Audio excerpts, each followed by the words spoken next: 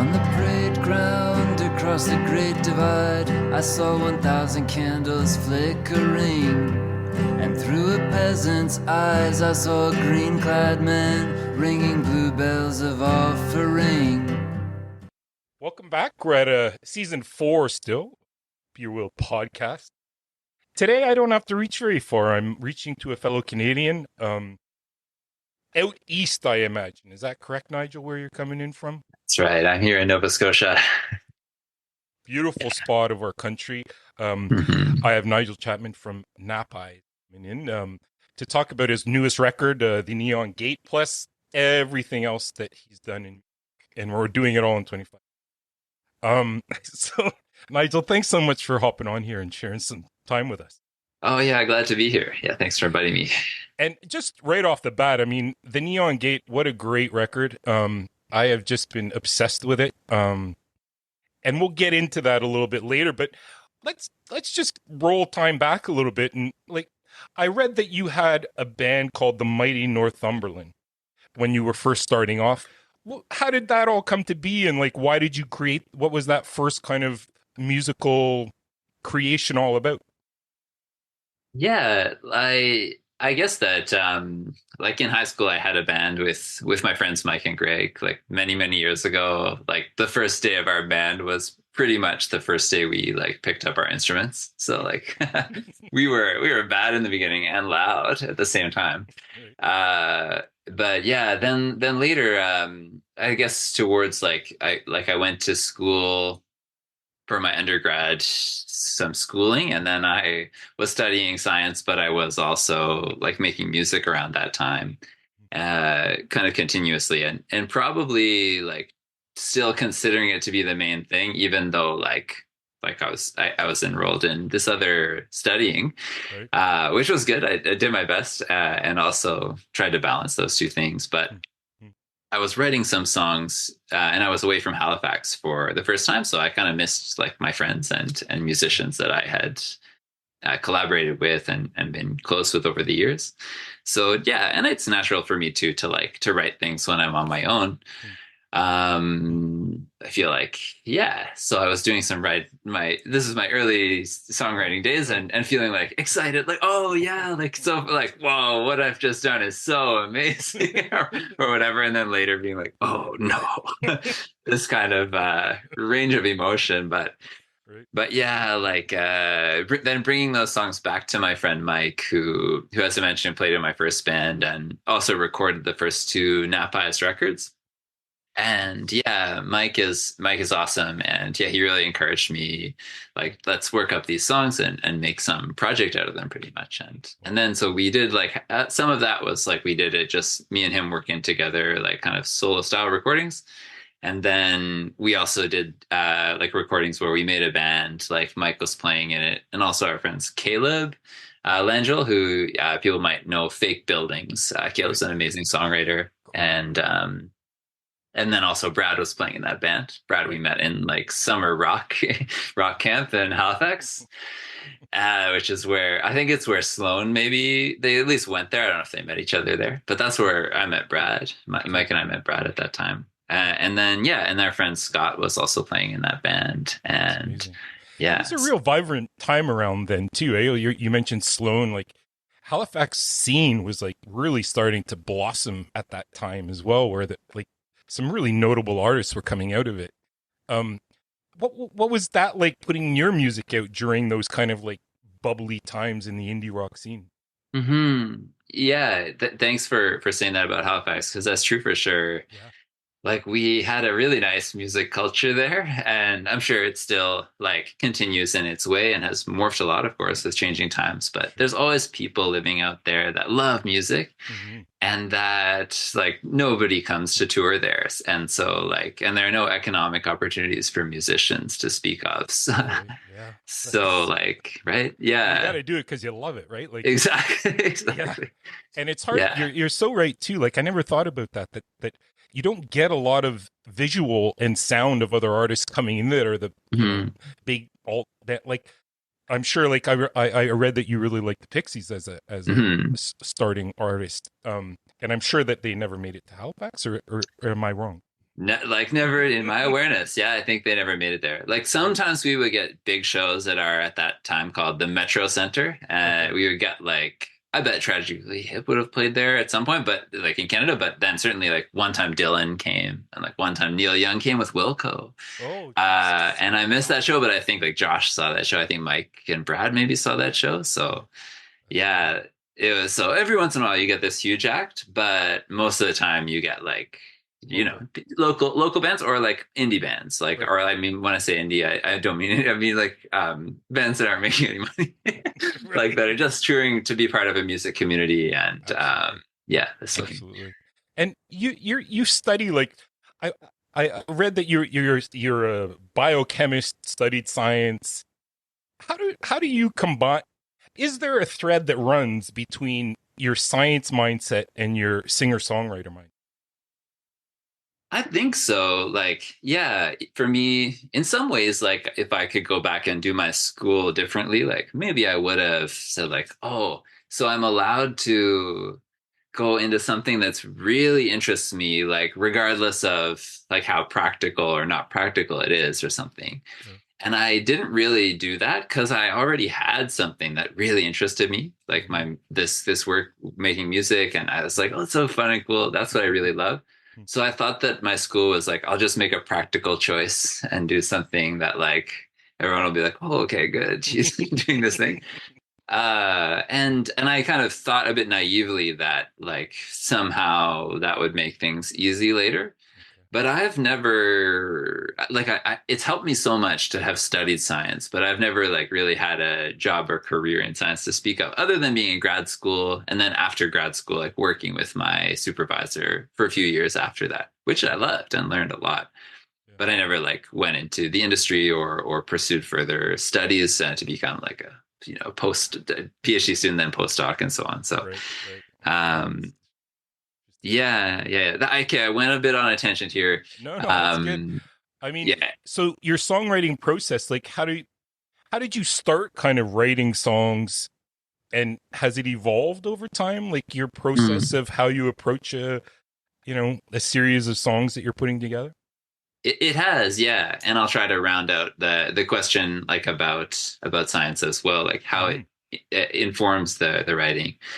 Like I think that it definitely is true that my songwriting continues to evolve, and that includes like something as fundamental as like the workflow. Like when I first started, it would always be with a guitar and maybe usually guitar and write the lyrics at the same time, kind of like mouthing some words over a groove, and then starting to hear like some meaning in that or phrases that are interesting, and then trying to write something coherent out of that, and maybe also start trying intentionally or like thinking there should be a structure, like there should be a verse and a chorus or something. There should be some kind of features of songwriting craft here.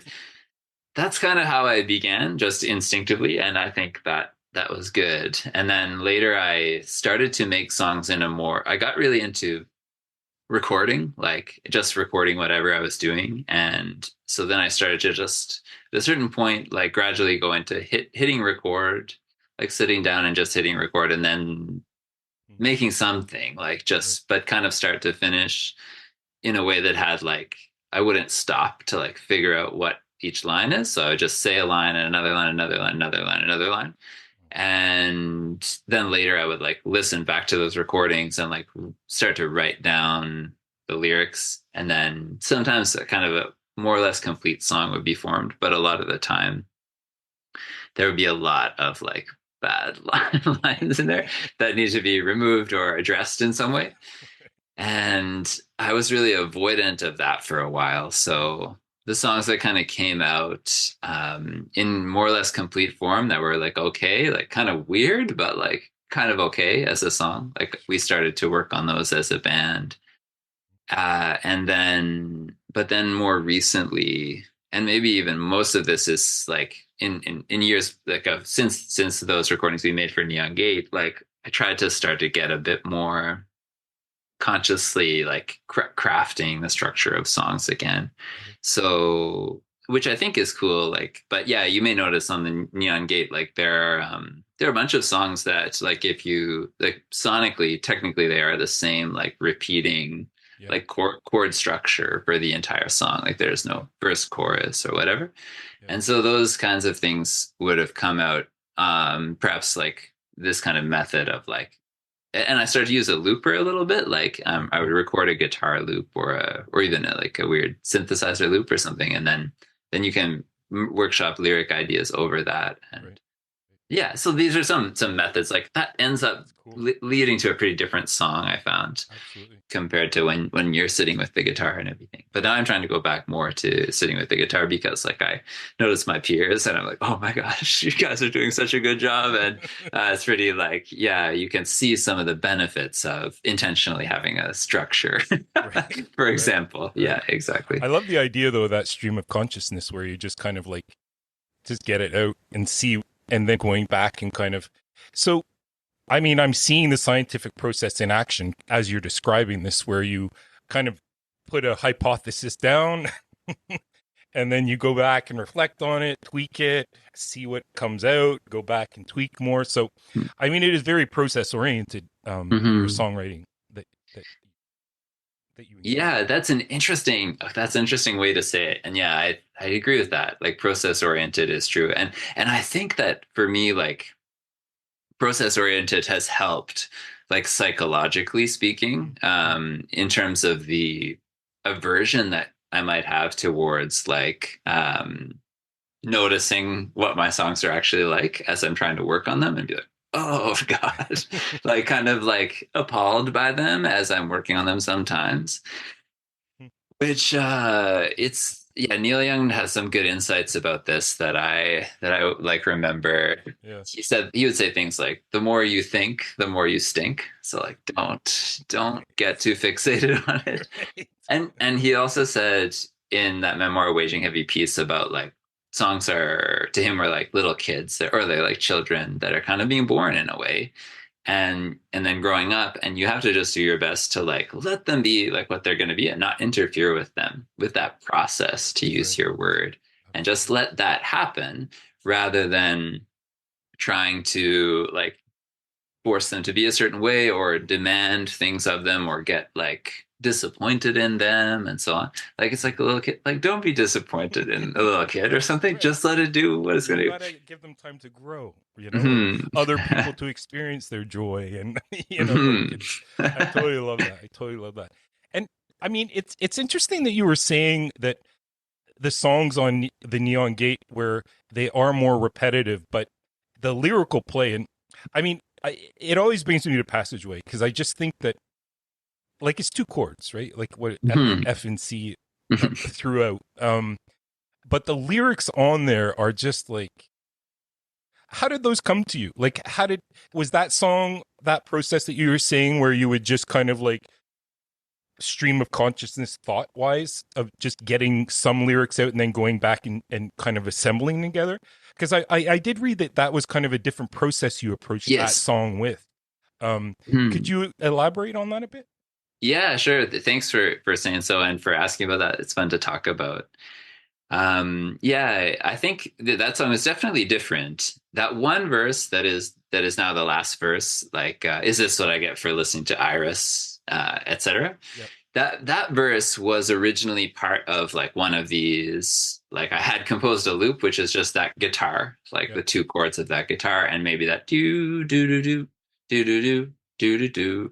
Not quite the melody, but the rhythm is right. That part of the song existed over this loop, and that came maybe at the end of a whole bunch of other verses that I was like, these verses are bad. But I liked the music of it, and I liked that last verse about like I liked that last verse. So then I was like, how could this song be different?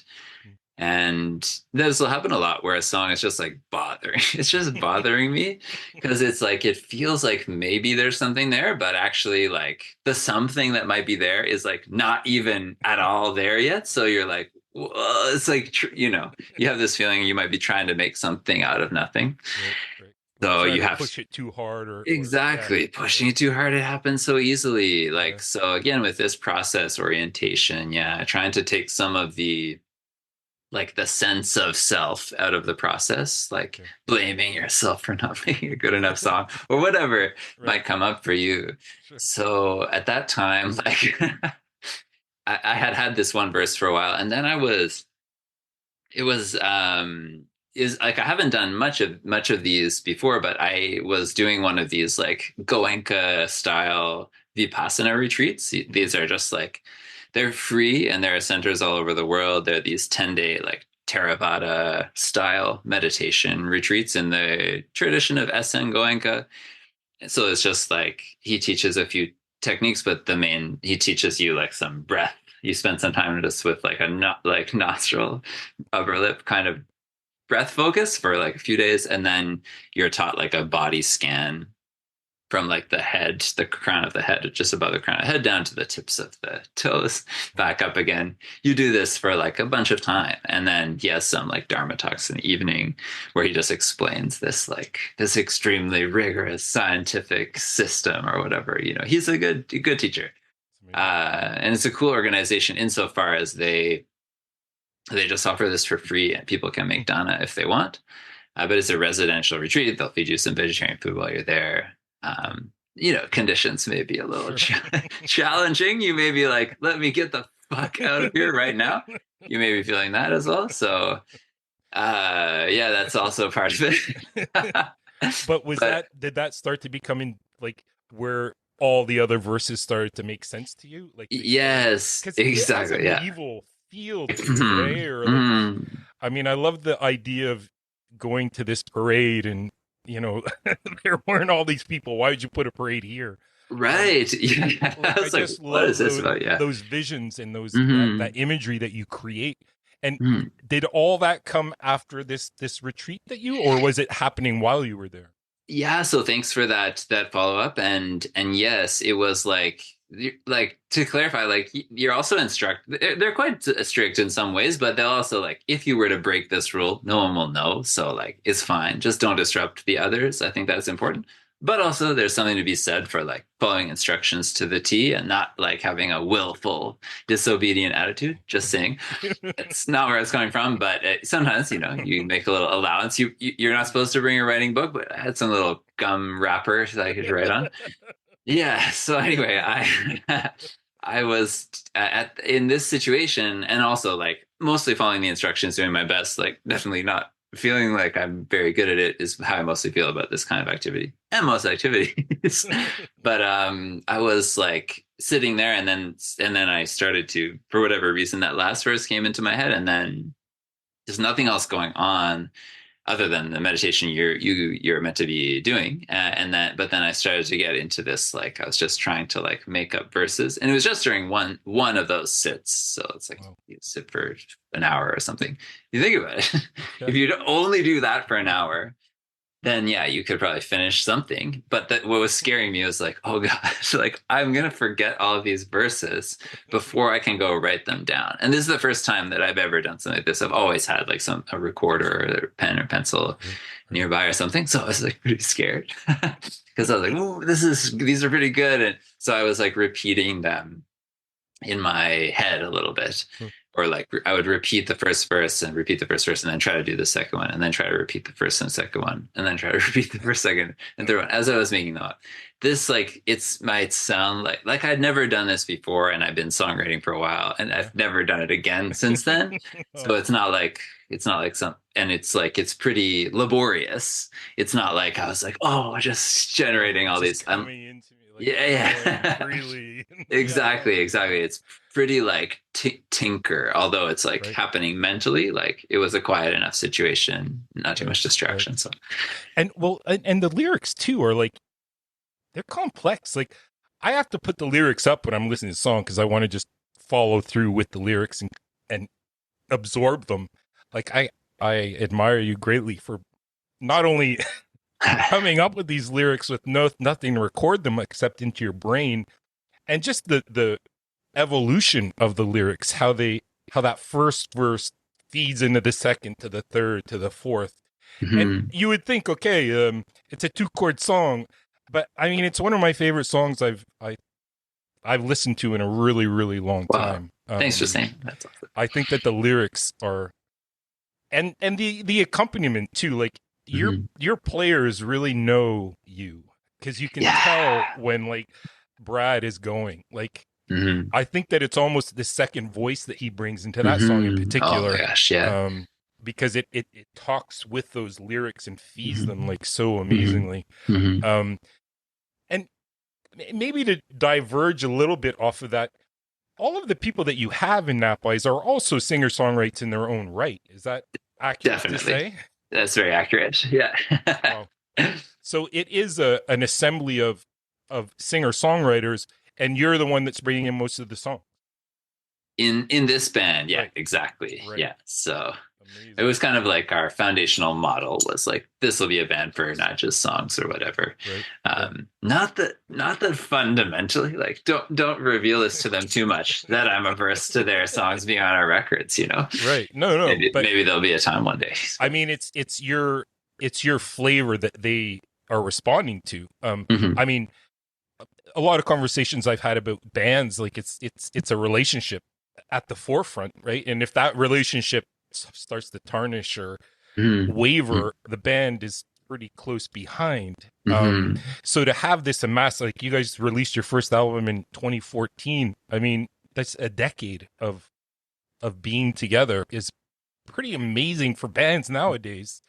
What do you think the longevity has been? Like, what's kept Napwise going all this decade that you guys have been recording together? That's so nice. That's a great question.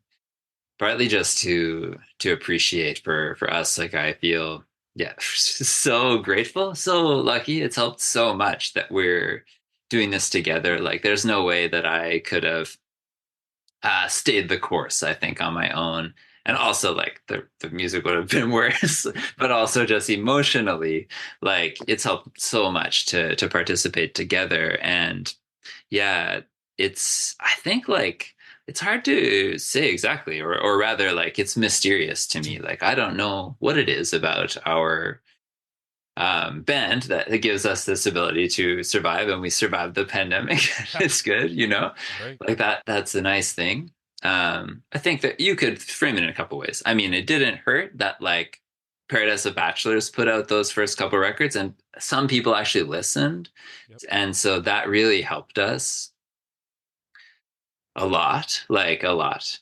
Yep. And it kind of put this weird curse on us where we were like, oh, we kind of can't give up, because we felt like sufficiently validated that we knew that like, yeah, you feel something, maybe you're doing something special, but then it does help to just have people be like, yeah, good job, you guys. Right. That helped us, right? So that even when later, like we stopped making any money, like, and I mean like, Right. yeah, it's like there's some residual royalty payments going into the pandemic, and then like there's not. Bye-bye. You know, exactly. Yeah. And so like that. Yeah, I think the deeper answer, like, because these are circumstantial things, is just that we love each other and we value each other, and we're all really different. The four of us are really different. I think you guys complement one another so beautifully. It was really cool to have to see another artist on stage with you as well at the Montreal that we were talking about before. That was, again, like he was just so in, because I was right by his side, and like he was fixated on, like you could just tell the joy that you guys all were having with such individual characters, but together you just created this amazing sound together. It sounded like you guys had been together a while, you know, even though you said it was your first show in a while. It had that feel of electric and like, wow. That's so nice. Yeah, really nice. Really cool.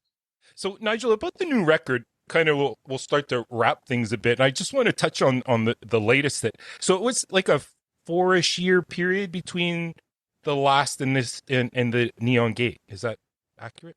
That is accurate. Yeah, and I'll just add to like just tacking onto your last statement that was Eve Jarvis playing with us. Eve is an amazing musician, and like check out his stuff on Music World. Cool. Yeah, multi-instrumentalist. He was on keys. He was doing drum machines. He had a guitar around him the whole time. Just like, and not to just point on him, like I love what all your other guys were doing there as well, you as well. I just felt that from an outsider, he got pulled into this dome of sound so easily. And I think there's a testament to your songwriting and what everyone else brings to it.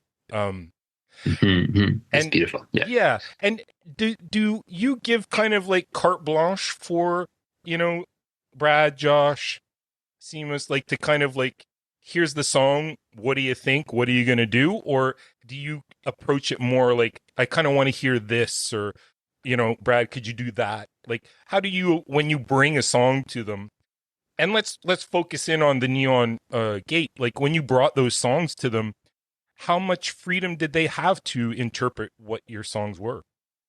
Oh yeah, it's a great question, and it definitely there's many styles here, many approaches people can take, and all super valid. Like, but definitely, the answer is closer in my case, like in our case, closer to carte blanche. I think. Okay. I think everyone would agree with that. Compared to say, I've heard like maybe I don't know. Maybe I heard like Prince had very specific ideas. Like, hey, Right. you do exactly this, or like I think maybe Smokey Robinson. I don't know about Smokey actually. Yeah. Maybe I'm making that up. But anyway, all kinds of different styles, and it's okay for someone to be very. Or like I think Julian Casablancas did on those first Stroke records. Did he make all those parts? That's crazy. I could never do that. Is one reason why like I've really just relied on my bandmates, because it's like I hear songs in a simple way, kind of. I think like I just hear like I mainly hear like the lyrics and the melody, and then these other things as part of a kind of a gestalt, to use that like old word from Vienna around Freud's time, and those other visual artists. But like this sort of collected like oneness or something. Yeah.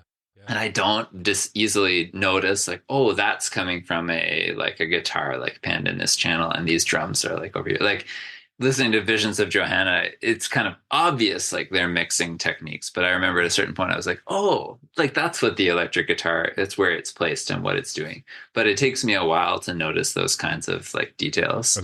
Okay. Yeah, this is That's yeah. really So like cool. arrangement and so on. Yeah, Yeah. don't feel so.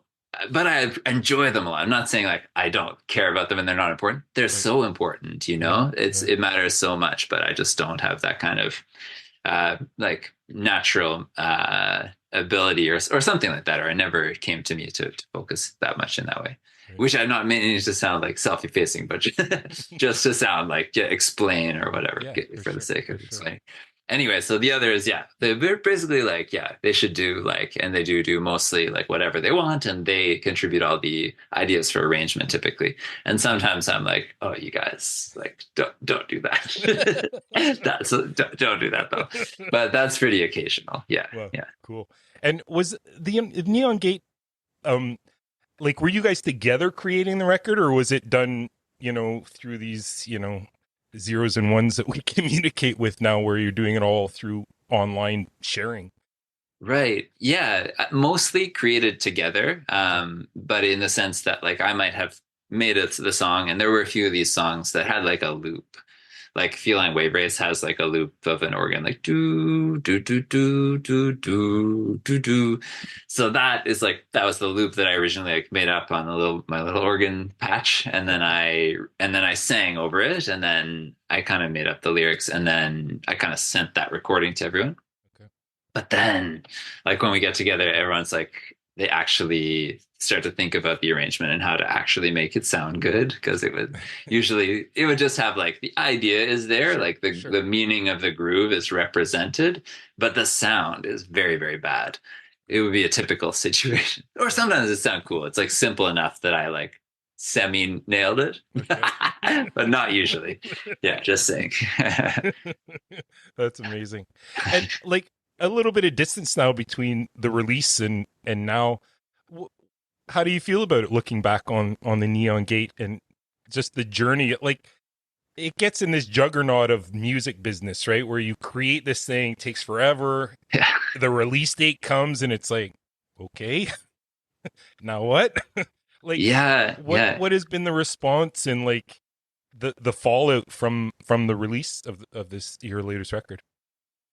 Thanks for asking that. And yeah, to it is very much as you described. Like stuff takes a long time. So the earliest of those recordings are from like 2020 December, and we were together like during COVID. There was like a time where we were isolated together, and we made some of those recordings. And then we had another session with our friend Renee in 2021 in the summer, and another session by ourselves at our friend Duncan's studio in 2022 in the summer. And so between those three sessions, like all those recordings were kind of gathered, like sometimes often made live, like there, or were built on at that time or whatever.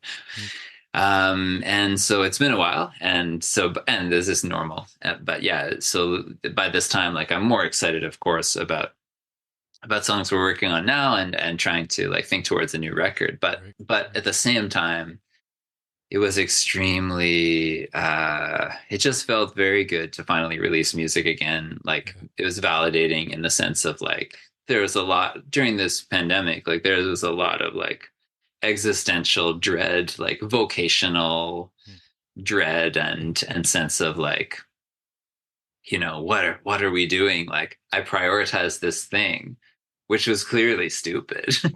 Like, what did I do? Like I could have picked a different path. This kind of shit would come up often enough because you're like you're broke and getting broker. But fortunately, like, like I've had my family is like, they'll like take me in, or whatever. It's okay. Sure. So like, but still, like in terms of your confidence and in terms of your like, all this stuff, it's like everyone else is moving on with their lives, and you're like 40 years ago, like something might have been happening. So it felt very good to like, to release music. I think for all of us, we really that's meant a lot, and people have been really kind about it. And and I don't know too much about the details. And are you happy with the end result? Like, I'm sure you're like sick of listening to it just because that whole process really drains you of the newness of it all. But are you like hearing from what fans and people that might not have been so intimate with it? You're feeling encouraged that all right, we're doing another one now? Like definitely. Yeah. Like that's for sure. Cause your whole internal world can become like a bit stale. People maybe recognize this feeling. And so like sometimes when someone's like, well, like that thing you did, like that really like was nice, or that like made me happy or something, that's a really helpful like other frame of reference for you. Wow. And so that really that has helped us a lot. Yeah, that's been really nice. Really helpful to get that support. To hear too of what your original ideas after, before the saturation of the repeat listens and all right, put that volume up here, turn that knob there. For sure. So Nigel, just to kind of wrap things up, what is the rest of the year look like for Knap-Eyes and beyond that you could share with us?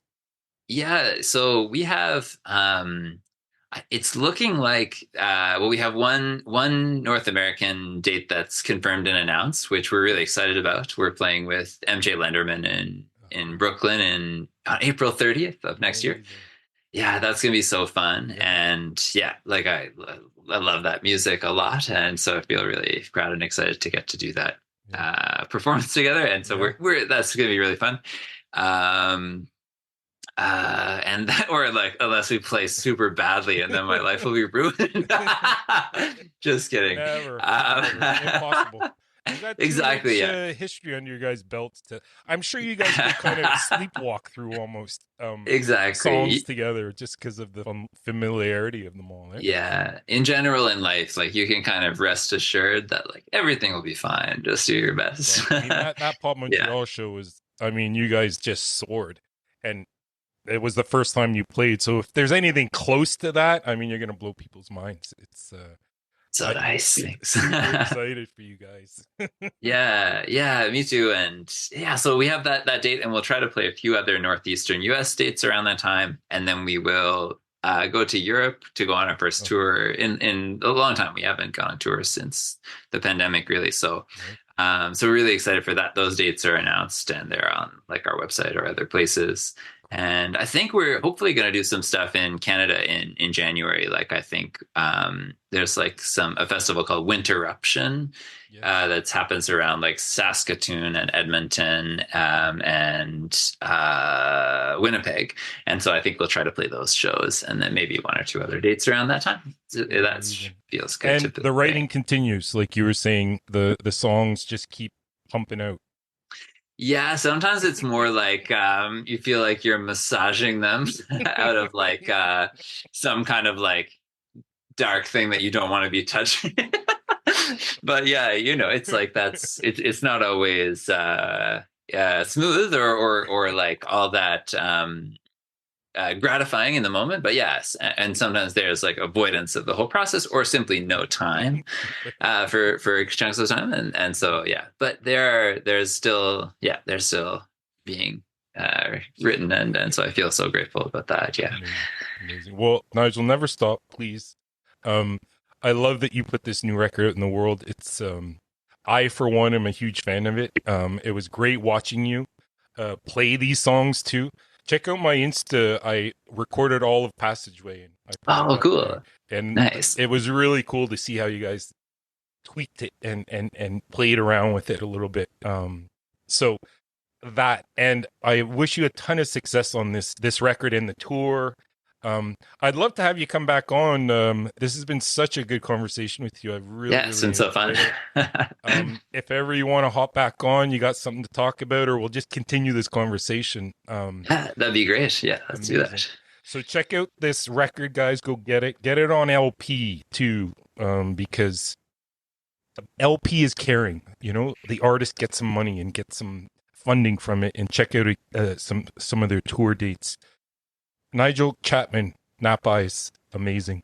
Thanks for sharing some time with me today, Nigel. Thanks, Chris. Yeah.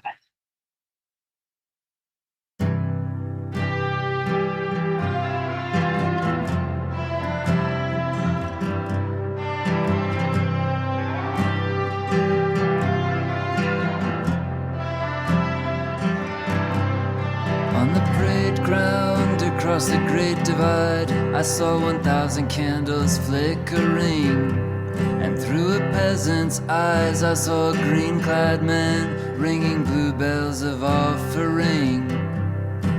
Beside him, astride in neon fuchsia robes, and more beautiful than anything, a woman the sight of whom changed his mind in a permanent way.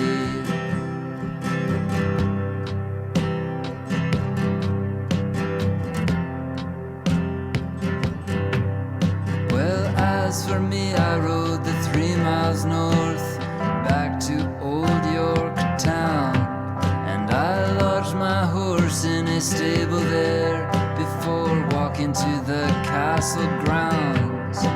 Strange to make a parade so far away where there were so few others around, but I let the thought drop from my head, and that night my sleep was sound.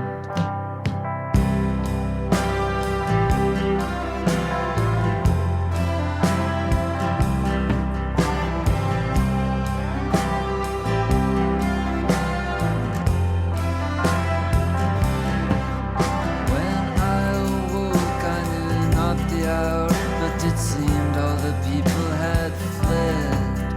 I returned to my room, and where the mirror had been, I found a blue doorway instead. Bracing myself against a bone-chilling wind, I wrapped my scarf around my head and entered down a rainbow crystal pathway, strangely compelled to follow where it led.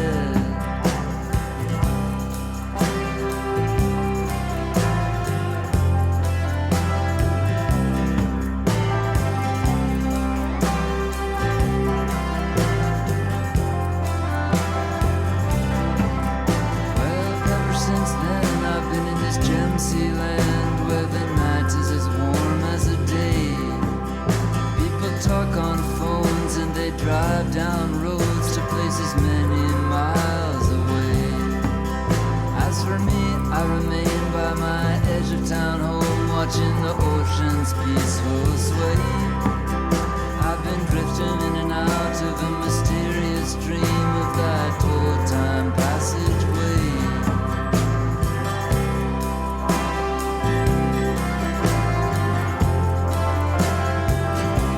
Is this what I get for listening to Iris at 9 o'clock on a Monday morning?